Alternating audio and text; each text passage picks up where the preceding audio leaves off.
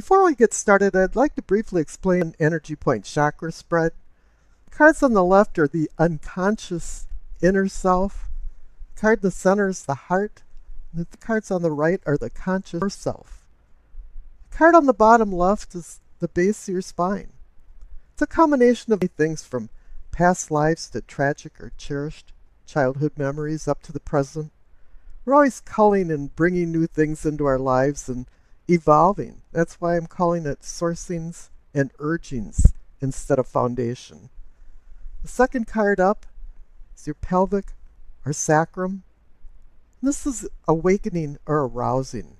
This is where your spiritual awakening is and growth of all kinds, and includes your sexual prowess. This can be a cosmic life breath. The cosmos has natural laws that live in harmony, but we don't always live in harmony with them.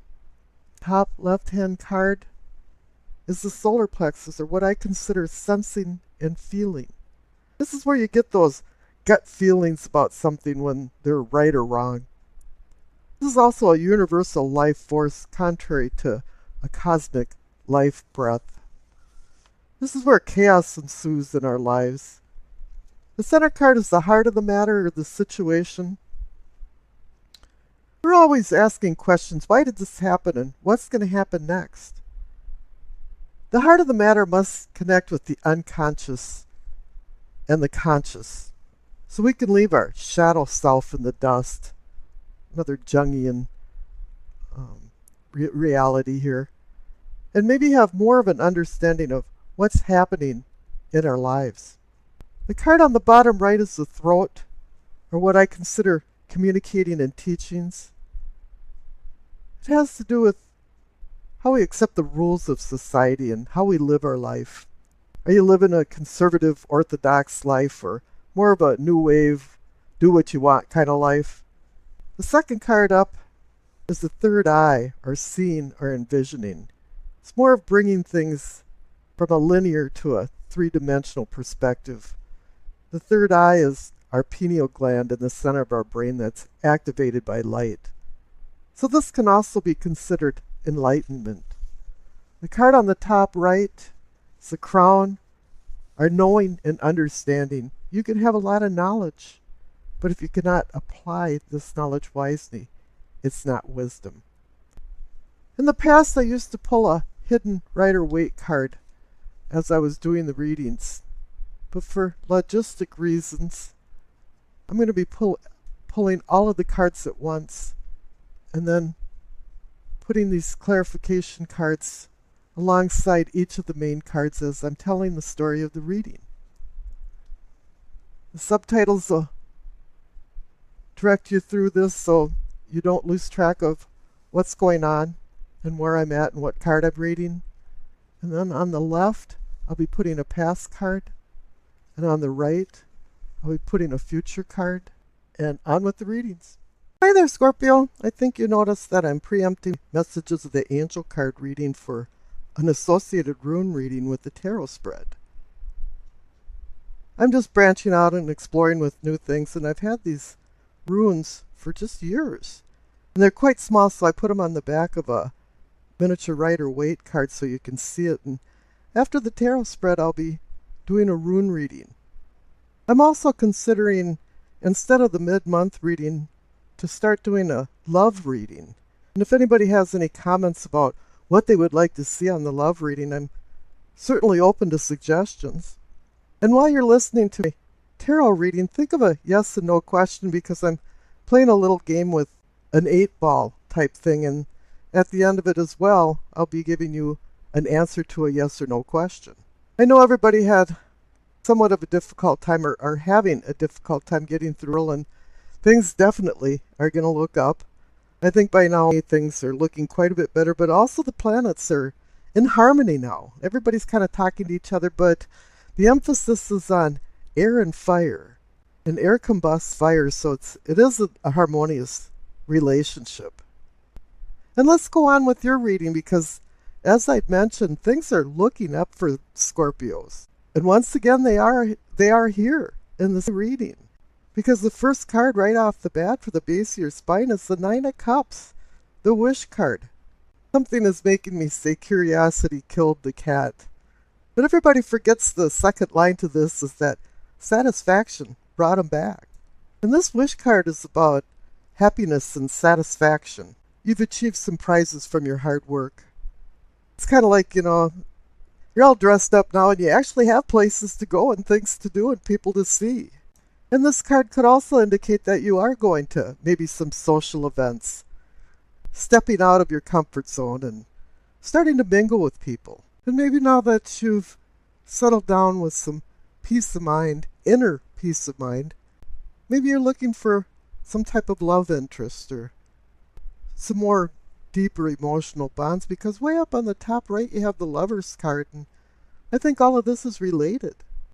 Now this is an auspicious time to step out because you're feeling good about yourself. And life is for the living, and it's time for you to start living it up a little bit. And the clarification card is the Six of Cups, the memory card, the card of childhood memories. It must mean something positive is coming from your past.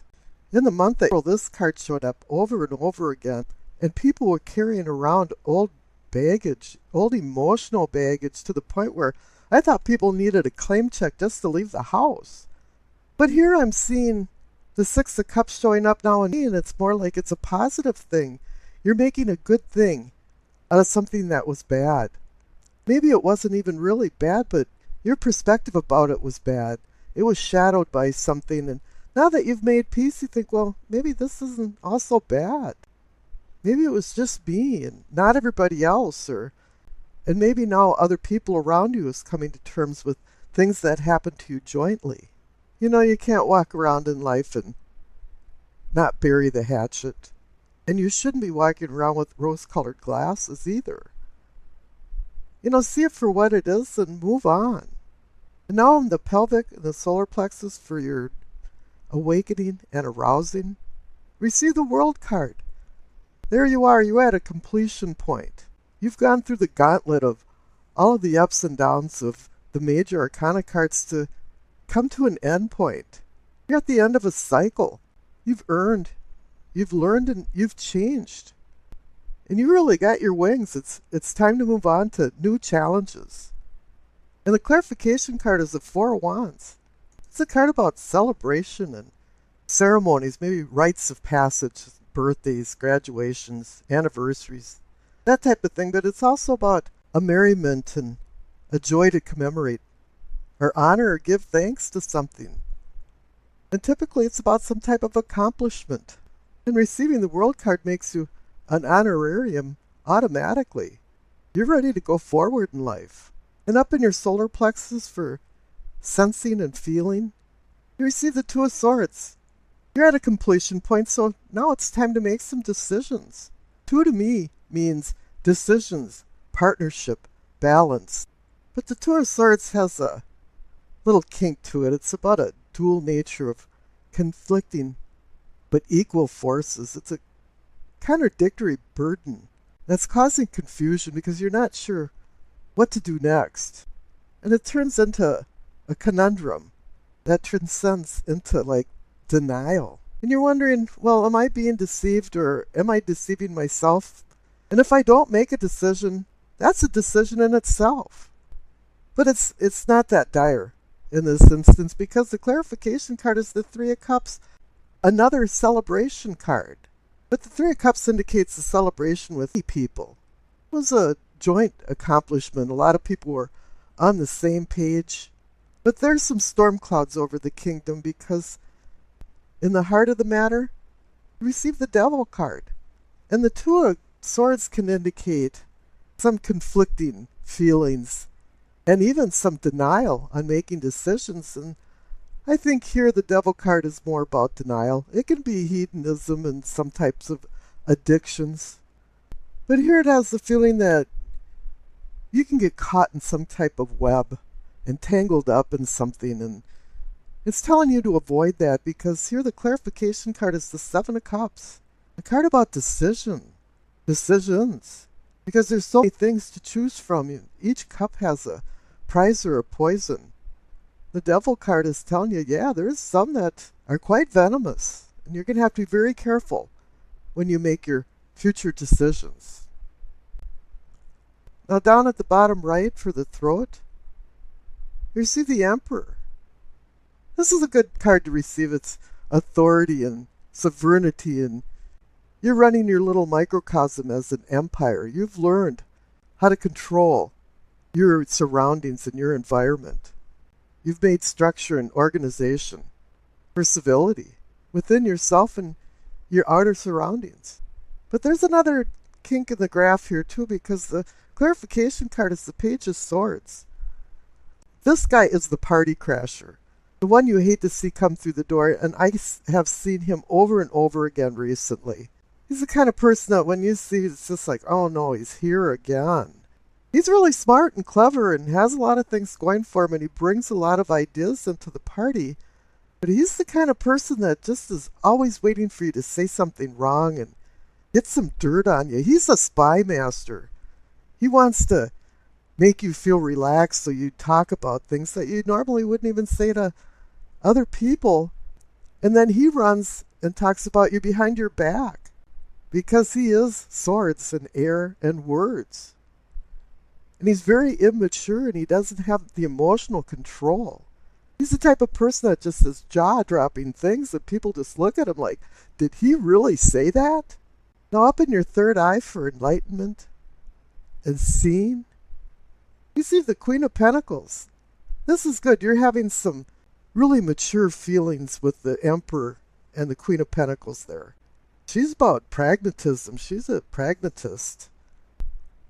She's got her feet on the ground and a grip on reality. Sometimes we kind of wander off in our ideas about things. But no, she brings you back down to earth.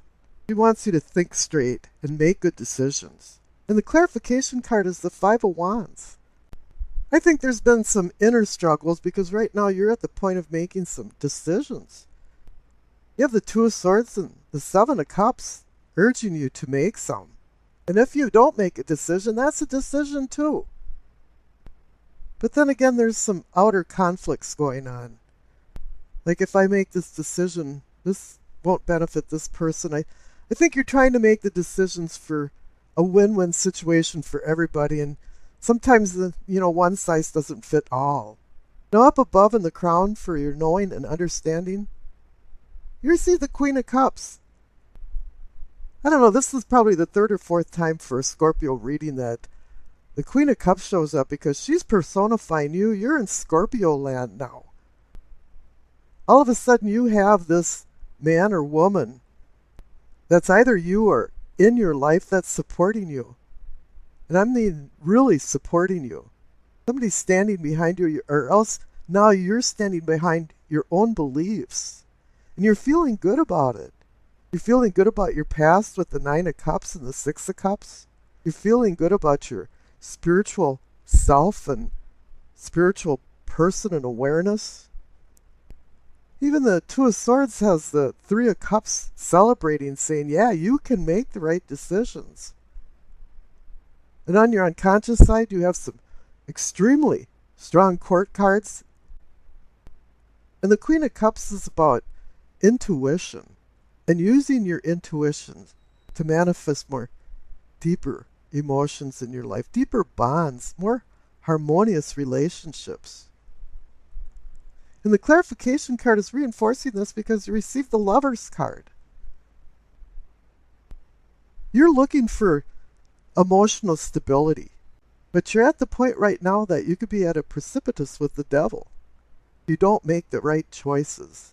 Because the Lover's card requires you to make a choice between vice and virtue. And it's up to your free will to make the right decision. Now on the left for your past, you receive the Knight of Swords. You've made decisions before you know where you're going and having the right information. Or else there was somebody in your life that galloped into it and galloped out of it, and the dust is still settling and you're going, what happened?